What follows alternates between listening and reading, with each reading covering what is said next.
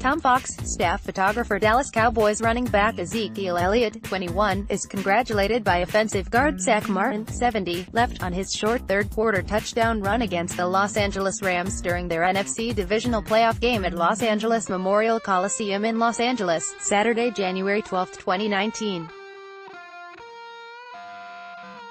Tom Fox, The Dallas Morning News. The free agency period sputters along with the Cowboys continuing to pick over the NFL's bargain bin. Even though the Cowboys haven't generated many headlines, there are still plenty of topics to discuss. In this week's Cowboys Beat Writers Roundtable, we examine Dallas' retooled receivers unit, DeMarcus Lawrence's contract stalemate, and the need for a more dynamic backup for Ezekiel Elliott. Do the Cowboys need a change of pace running back? David Moore, a change of pace back would help diversify the offense, but ask yourself this. How many opportunities would he get, knowing every time he touches the ball Ezekiel Elliott doesn't? Elliott carried the ball 304 times from scrimmage and led the team with 77 receptions last season. That workload will lessen later in his career, but not yet. The concept of a change of pace back sounds great, but would he see enough time of the field to be of any true value? That's unlikely. The more likely scenario is that the Cowboys go with a back with a more complete skill set who could spell Elliott for a series or two or a game if he's injured. Kate Haropoulos, anything to spice up the offense for new coordinator Kellen Moore, right? The Cowboys will see who is available in the draft. They don't have much depth at running back, period, considering they still haven't resigned free agent backup Rod Smith. If they don't find a smaller, fast, pass-catching RB that can play behind Zeke Elliott, perhaps Tavon Austin can be the answer. His chance to get more snaps in the slot just diminished with the signing of Randall Cobb.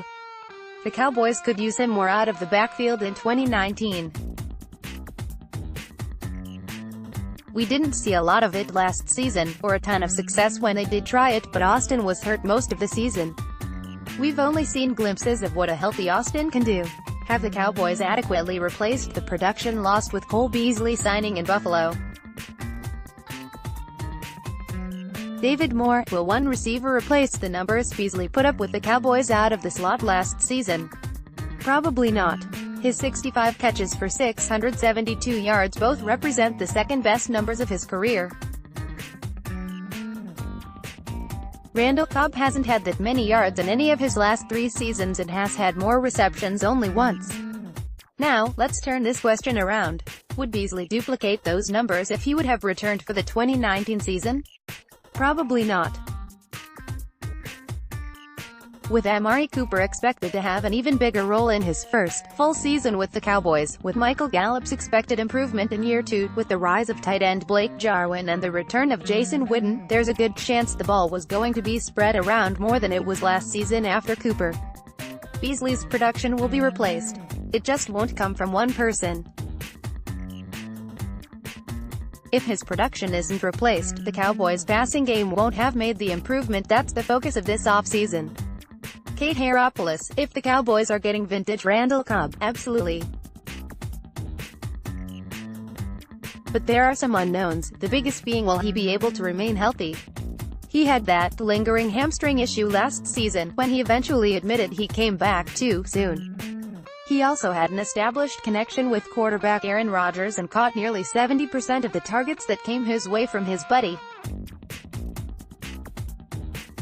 It was Beasley who served as Dak Prescott's safety valve since the Dallas QB's rookie season in 2016.